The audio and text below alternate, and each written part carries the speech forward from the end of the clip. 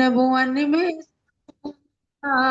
वीतराग विज्ञानता, शिव स्वरूप शिव का नमः त्रियोग समारिके। मंगलाचरण के पश्चात हम चौथी डाल में क्रम प्राप्त 9वें श्लोक की ओर चलते हैं, जहां सम्यक ज्ञान की महिमा के पश्चात आज सम्यक चारित्र के विषय में बताया जा रहा है। सम्यक ज्ञानी होय बहुरी दृढ़ चारित लीजे, एक देश अरु सकल देश सदा सुभेद कहीजे। त्रसहिंसा को त्याग वृथा था वर न संगारे, पर बधिकार कठोर निंद नहीं भयन उचारे। अर्थात पूर्व के 8 श्लोकों में सम्यक ज्ञान की महिमा का खूब बखान किया है कि परम अमृत के समान है सम्यक ज्ञान।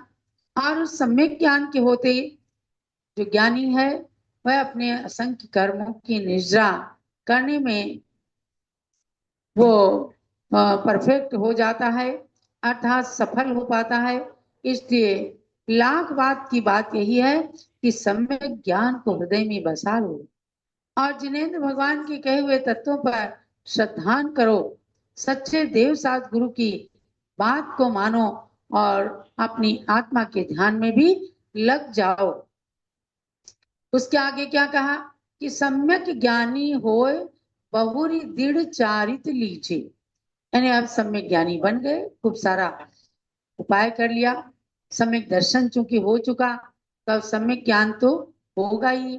और उस सम्यक ज्ञान के बाद आपको क्या करना है, दृढ़ चारित्र लीजिए, चारित्र को ग्रहण कीजिए, माने अपनी शक्ति के अनुसार संयम को धारण करें, चारित्र को धारण करें, अणुव्रतों को धारण करें। तो उस चारित्र के यहाँ पर 2 भेद कहते हैं, एक देश और सकल देश तस भेद कहीजे कहीजे, अर्थात एक देश चारित्र और सकल चारित्र। एक देश चारित्र का मतलब क्या है, अणुव्रत रूप, इन्हें जो 5 पाप हैं इनका आंशिक रूप में त्याग करना। 5 पाप कौन से हैं, हिंसा, झूठ, चोरी, कुशील, परिग्रह, ये 5 पाप है संसार के अंदर। इन 5 पापों में लिप्त होकर मानो अपने को बहुत चतुर समझने लगता है। अगर कहीं चतुराई से किसी क्या सेंध लगा के चोरी कर ली, वो अपने घमंड में चूर हो जाता है। देखो मैंने कितनी सफाई से चोरी की, वो सेठ जान भी नहीं पाया। ऐसे ही सफाई से कुछ लोग झूठ बोल लेते हैं, हिंसा कर देते हैं, तो लेकिन पाप जो है कभी ना कभी ऊपर आ जाता है। तो इन 5 पापों को ये किसी ने शुरू नहीं किए, 5 पाप अनादिकाल से, जब से सृष्टि है, जब से प्राणी है, तब से ही पाप की ओर व्यक्ति बढ़ रहा है। तो 5 पापों का एक देश त्याग करना माने आंशिक रूप में त्याग करना, वह कहलाता है देश चारित्र। माने जैसे हिंसा है तो अहिंसाणु व्रत जब लेंगे तो अहिंसाणु व्रत में क्या होता है, हिंसा के 4 भेद हैं, संकल्पी हिंसा, आरंभी हिंसा, उद्योगी हिंसा और विरोधी हिंसा। समझे ना, ये सबके ध्यान देने की चीजें, बहुत छोटी छोटी चीजें हैं, लेकिन रोजमर्रा की चीजें होने से हर व्यक्ति के आचरण में आती है। तो इन 4 प्रकार की हिंसाओं में से एक संकल्पी हिंसा ऐसी है कि जिसको हर प्राणी त्याग कर सकता है। हम संकल्प पूर्वक किसी जीव को नहीं मारेंगे, चाहे वो खटमल है, चाहे जू है, और चाहे मक्खी, मच्छर, ततैया, काकरोच, कुछ भी है। हम संकल्प लेकर आज मुझे इसे मारना ही है, ऐसा संकल्प लेके नहीं मारेंगे तो संकल्पी हिंसा का त्याग हो गया। अब आप पोछा लगा रहे हैं, आप घर के काम कर रहे हैं, तो अनजान में किसी की हिंसा हो गई, तो वह हिंसा आपके लिए क्षम्य है। आपने संकल्प नहीं लिया है, इन्हें संकल्प पूर्वक नहीं मारा है तो कोई जीव अनजान में मर गया तो उसका पाप नहीं लगेगा। और संकल्पी हिंसा मैंने संकल्प नहीं किया कि हम नहीं मारेंगे, तो अगर जीव की विराधना नहीं भी हुई, जीव नहीं भी मरा तो प्रमाद के कारण आपको पाप लगेगा। समझ गए ना? इसलिए त्याग का बड़ा भारी महत्व है। तो इसलिए कहा कि जैसे ऐसे ही अहिंसाणुव्रत, सत्यानुव्रत, सत्य बोलने का नियम ले लिया, लेकिन कोई ऐसा प्रसंग आ गया तो गृहस्थ लोग थोड़ा, अब घर के अंदर घी सामान चीजें हैं, लेकिन महिलाएं पति से कह देती हैं खत्म हो गया, तो वह सत्यानुव्रत में झूठ झूठ का दोष नहीं लगता, उतना आपके लिए क्षम्य है। अगर कुशल महिला इतना भी नहीं करेगी तो वस्तु खत्म हो गई और घर में कोई मेहमान आ गए तो आपको बिना बिना घी का खाना देना पड़ेगा, यानी तब आप कुशल महिला नहीं कहला सकती। इसलिए एक देश कहा कि जो गृहस्थी जन है वे थोड़ा थोड़ा झूठ बोलेंगे भी, थोड़ी हिंसा उनसे हो भी जाएगी तो उनके लिए क्षम्य है। इसलिए अणुव्रतों को धारण करने वाले गृहस्थ जो श्रावक श्राविकाएं पुरुष महिलाएं हैं उनको इन सब डिटेल को जानना है। कुछ लोग लेते ही नहीं, अरे भैया हमसे तो नहीं पलेगा। अरे क्यों नहीं पलेगा? आप किसी का गला काटने के लिए, किसी से विश्वासघात करने के लिए झूठ ना बोले, पलेगा। सब घर में रह करके ही अणुव्रती श्रावक वगैरह होते ही हैं। तो एक देश पापों का त्याग कर देना। अब जैसे ब्रह्मचर्य व्रत है तो गृहस्थ लोग क्या करते हैं, अपनी पत्नी के सिवाय बाकी सबको, सभी महिलाओं को बहन और माँ के समान देखते हैं। महिलाएं क्या है, सभी पुरुषों को पिता और पुत्र के समान, भाई के समान देखते हैं। तो यही ब्रह्मचर्याणु व्रत है। और जब पूर्ण ब्रह्मचर्य ले लिया जाता है, शादी नहीं करना, पुरुष मात्र का त्याग कर देना, तो समझो वो पूर्ण ब्रह्मचर्य, ब्रह्मचर्य महाव्रत कहलाता है। और इसी प्रकार से परिग्रह है, परिग्रह महापाप है। तो गृहस्थ लोग क्या करते हैं, उसका प्रमाण करते हैं। साधु लोगों को पूरी तरह से परिग्रह का त्याग होता है और गृहस्थ लोग उसका प्रमाण कर लेते हैं। एक मकान है, 4 मकान का नियम ले लिया, 1 करोड़ की राशि है अपने पास, तो 10, 20, 100 करोड़, क्योंकि 3 लोग की संपत्ति के पाप से मुक्त होने के लिए अधिक से अधिक भी परिग्रह कर लिया तो उसकी सीमा बन जाती है। इसलिए परिमाण यानी लिमिट बना लेना, हर चीज की लिमिट, धन संपत्ति की लिमिट बना लेने से वो परिग्रह प्रमाण व्रत हो जाता है। और हर मनुष्य को, चाहे बालक हो बालिका हो, 7.25 साल के अगर हो गए, गर्भ से 9 महीने मिलाकर उसके 8 वर्ष हो जाते हैं, तो 7.25 साल के बाद हर व्यक्ति अणुव्रत लेने का अधिकारी बन जाता है। समझे ना? जो एक देश चारित्र की बात मैं बता रही हूँ, अहिंसाणुव्रत, सत्याणुव्रत, अचौर्याणुव्रत, किसी की गिरी पड़ी चीजों को नहीं उठाना। महिलाएं अपने पति की जेब से बिना कहे पैसे नहीं ले, लेकिन अगर छोटा मोटा टैक्स की चोरी लगती है या कहीं कोई संकट आने की स्थिति होती है तो वो गृहस्थ के लिए क्षम्य होता है। अचौर्याणुव्रत, ब्रह्मचर्याणुव्रत और परिग्रह प्रमाण व्रत, ये बहुत सरल है, हर एक व्यक्ति ले सकता है।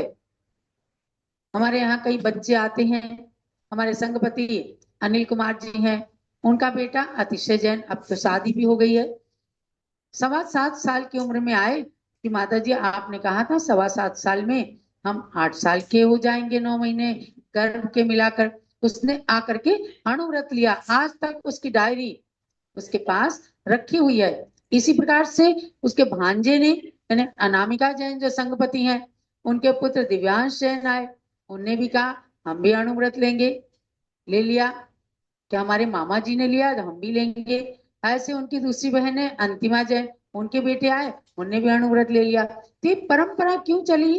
क्योंकि अनिल जी ने सबको बताया कि देखो छोटे छोटे रूप में भी पापों का त्याग करके हम एक देश चारित्र को ग्रहण कर सकते हैं और अपने पापों के भार को हल्का कर सकते हैं। तो इसमें क्या बता रहे हैं, सम्यक ज्ञान के बाद सम्यक चारित्र की बात, देश चारित्र और सकल चारित्र।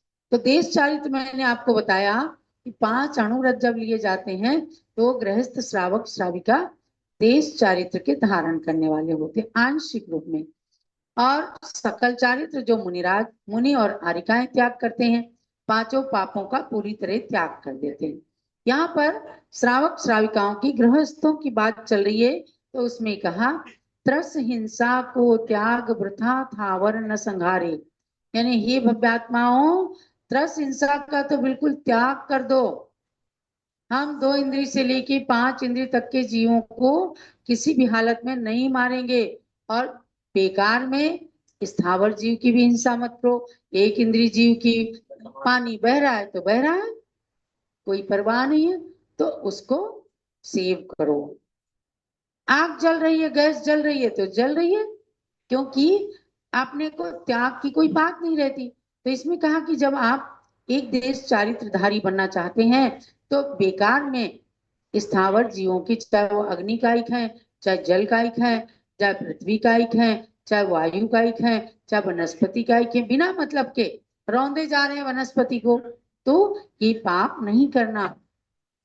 और पर वधकार कठोर निंद नहीं वचन उचारे, तो ऊपर की पंक्ति जो है वो अहिंसानुव्रति के लिए कहा, और सत्यानुव्रति के लिए क्या करें कि दूसरों को वध करने वाले, दूसरों को कष्ट पहुंचाने वाले कठोर निंदा के वचन नहीं बोलना चाहिए। तब सत्यानुव्रत बहुत सच्चे हैं, सत्य बोलते हैं, लेकिन ऐसे वचन बोलते हैं मर्मत छेदी, कि हृदय के अंदर जाके घुस जाए, यानी शरीर का घाव तो भर जाए लेकिन वचनों का घाव कभी कभी नहीं भरता। ऐसे कठोर वचनों को नहीं बोलने वाले सत्यानुव्रत की धारक होते हैं। तो इस प्रकार से एक देश पापों का त्याग करना अनुव्रत कहा है, एक देश व्रत कहा है। उनमें से 5 अणुव्रतों में से 2 अणुव्रतों की अहिंसानुव्रत और सत्यानुव्रत की बात बताई है। अब आगे देखिए, जल मृतिका बिन और नाई कछु गही अदत्ता, निज बनिता बिन सकल नारी सो रहे विरत्ता, अपनी शक्ति विचार परिग्रह थोरो राखे, दश दिश गमन प्रमाण ठान तसु सीम न नाखे। एक एक चीज को कितने अच्छे से खोला, क्या अहिंसानुव्रति बन गए, सत्यानुव्रति बन गए, अब अचौर्यानुव्रति कैसे बनेंगे। जल और मिट्टी, इनके बिना और कोई भी गिरी पड़ी चीज को कभी नहीं उठाना। अब जल और मिट्टी की छूट क्यों करी, तो मिट्टी सबकी होती है, मिट्टी किसी एक की एक नहीं होती है। और जल, बहता हुआ जल, नदी है, समुद्र है, इनकी नहर है, कुएं हैं, इनके जल को सब लोग लेते हैं, इसमें किसी से पूछने की आवश्यकता नहीं है। जल और मिट्टी के बिना बाकी कोई भी चीज को बिना पूछे किसी से नहीं लेना, तो वह अचौर्यानुव्रत हो गया। जैसे बच्चे जाते हैं स्कूल में, कभी पेंसिल चुरा के ले आए, या कभी किसी की छोटी मोटी चीज भी ले आए, अगर घर के मम्मी पापा ने ध्यान नहीं दिया तो वो धीरे धीरे अगले दिन दूसरी चीज चोरी करके लाएंगे, कल को तीसरी चीज। तो बच्चों को बताया जाता है कि आप चोरी नहीं करेंगे, एक पेंसिल भी किसी की उठा के नहीं लाएंगे। आपने कहानी सुनी होगी, एक पेंसिल को चुराने वाला एक दिन चोरों का सरदार बन गया, और जब फांसी पर लटकाने की बात आई तब उसने अपनी माँ की नाक काट ली, और उसने कहा ये माँ, इसने मुझे आज इस फांसी के फंदे तक पहुंचाया है, अगर मैं पेंसिल चुरा के लाया था, अगर उसी दिन मुझे डांट देती, इसने सह दिया, और मैं धीरे धीरे चोरी करके चोरों का सरदार बन गया। तो ऐसे ही बच्चों के अंदर शुरू से संस्कार भरना है। आप किसी के कोई पैसे नहीं चुराएंगे, आप किसी की पेंसिल नहीं चुराएंगे। तो इसलिए कहा है कि जल और मिट्टी के बजाय सब चीजों को पूछ करके लेना। साधु तक के लिए कहा, आपको कोई पुस्तक चाहिए, किसी की है, पूछ के लेना, नहीं तो ढूंढता रहेगा, परेशान होता रहेगा, आपको चोरी का दोष लग जाएगा। तो ये अचौर्याणु व्रत हो गया कि जल मिट्टी के सिवाय गृहस्थ जन भी, चाहे पुरुष हो, महिला हो, बालक हो, बालिकाएं हैं, किसी की भी चीज को बिना पूछे नहीं लेना। निज वनिता, ये तो आचौर्याणु व्रत हुआ। अब ब्रह्मचर्याणु व्रत, वनिता माने स्त्री, अपनी स्त्री के बजाय सकल नारी सो रही विरक्ता, संपूर्ण नारियों से विरक्त जो रहते हैं, विरक्त मतलब बोलने चालने की बात नहीं, बोलेंगे लेकिन उनके प्रति गलत दृष्टि नहीं करेंगे, बस इतना ही ब्रह्मचर्यानुव्रत है। ऐसे महिलाओं के लिए देखो, जो भी श्रावकाचार बनते हैं पुरुषों के लिए कहा जाता है, लेकिन इसका मतलब ये नहीं है कि कोई नारियों के लिए श्रावकाचारी कोई अलग से बन जाएंगे। वही श्रावकाचार मतलब स्त्री पुरुष इन चीजों को ऐसे व्यवहार करें तो नारियां पुरुष मात्र के प्रति विरक्त रहें अपने पति के अतिरिक्त। ये हो गया ब्रह्मचर्यानुव्रत। अब आया परिग्रह प्रमाण व्रत। तो अपनी शक्ति विचार परिग्रह थोरो राखे, अपनी शक्ति को देख करके और थोड़ा परिग्रह रखना चाहिए। पुनः आगे 10 दिस गमन प्रमाण ठान 10 सीम न नाखे, 10 दिशाओं का प्रमाण रख करके आगे गुण व्रतों की भी बात, यहाँ एक लाइन तक, जो तीसरी लाइन है यहाँ तक तो 5 अणुव्रत हो गए। अब उसके बाद 3 गुण व्रत की भी बात कहेंगे। 5 अणुव्रत, 3 गुण व्रत और 4 शिक्षा व्रत, ये 12 व्रत श्रावकों के होते हैं। तो उनमें से प्रथम गुण व्रत की भी बात इसके अंदर कही गई है कि 10 दिशाओं में जाने का प्रमाण कर लेना, कि हम भारत के अंदर 10 दिशाओं को छोड़ करके विदेश नहीं जाएंगे, या कोई पर्व आ गया तो हम बस इतनी दूर से ज्यादा नहीं जाएंगे, 1 गांव 2 गांव ऐसे, या किलोमीटर की सीमा रख लेते हैं, उस सीमा को उल्लंघन नहीं करते हैं। तो आगे गुण व्रत, जो कि आगे के व्रतों को वृद्धिंगत करने के लिए, गुणों को बढ़ाने के लिए होते हैं, 3 गुण व्रत होते हैं। उन गुण व्रतों की चर्चा आगे के लिए करेंगे। दिक व्रत, तेज व्रत, अनर्थ दंड व्रत, तो जो 10 दिशाओं में गमनागमन की मर्यादा का निश्चय किया जाता है, उसका उल्लंघन नहीं किया जाता है, ये दिग व्रत नाम का गुण व्रत है। तो इस प्रकार से श्रावक पद में रहकर, गृहस्थ भी रह करके और अपने कर्तव्य का पालन करते हुए अणुव्रती बने, और पापों की निर्जरा करके पुण्य कर्म का बंध करें। इसीलिए सम्यक ज्ञान के बाद सम्यक चारित्र का वर्णन इस 6 डाला के अंदर किया गया है। प्रश्न आया है।